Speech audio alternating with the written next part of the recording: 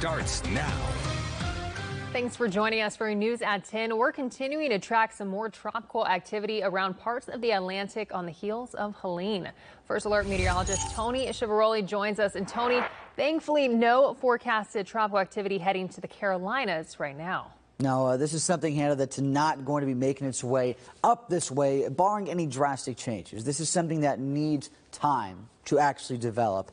It's over the next 2 days, 10%, 40% over the next 7 days. And that's just for the point of it actually becoming even a tropical storm down in the Gulf. It's still going to be moving over favorable water, but there's going to be a big difference between this and what we saw with Helene. And that is going to be high pressure, drier air really working to try and drive this back down and really keep things at bay, keep it from gaining more of that cyclonic momentum. Still going to be something to watch, but as of right now, not a threat to South Carolina. If there is any threat, we'll let you know. Still, with a threat will be river levels that we're holding on to. Now, anything I've seen is still showing the Congaree River at Columbia around 30 feet. This should be receding very slowly, and I wouldn't be caught off guard to see some of these numbers drop back by the time we get into tomorrow morning, especially as we get later in the day. Right now, early projections into that morning, 25, 26 feet. And similarities as we talk about the watery river, but still relatively high by Tuesday morning. Still only showing projections around 34 to 35 feet. So that's going to be something to watch as we settle here in the short term,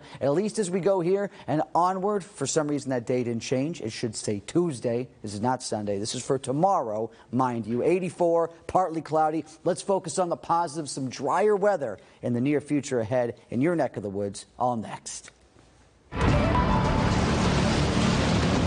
Tony, thank you. President Biden has declared that a major disaster exists in South Carolina and has given orders for federal aid to help the state and local recovery efforts. The White House says some of the help being given includes funds for temporary housing, repairs for homes, as well as programs for businesses to recover. In the Midlands, Lexington, Newberry, and Saluda counties are all eligible for funding from the federal level. Governor Henry McMaster says other counties have not been included because information is still needed from those to submit to FEMA. The counties themselves must send in the information here for us to transmit it to FEMA. It doesn't work any other way.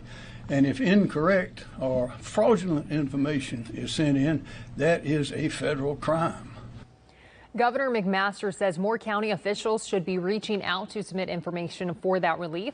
WIS asked Richland County about this. The county released a statement that reads in part, quote, "When Richland County's emergency response phase is complete, damage assessment will begin," end quote. The county says they will use that assessment to determine eligibility for FEMA assistance. Richland School District 2 has announced it is returning to a normal schedule tomorrow. Schools will open and start at their regular times. School buses will run on usual schedule, and before and after school activities will resume as well. More school districts in the Midlands are closing tomorrow or switching to e-learning. The districts closing tomorrow are Richland School District 1, Lexington School District 1, Lexington School District 2, and Midlands Technical College. Lexington Richland School District 5 is set for e-learning tomorrow. And now is as good a time as any to keep reminding you to follow the latest developments in the weather on our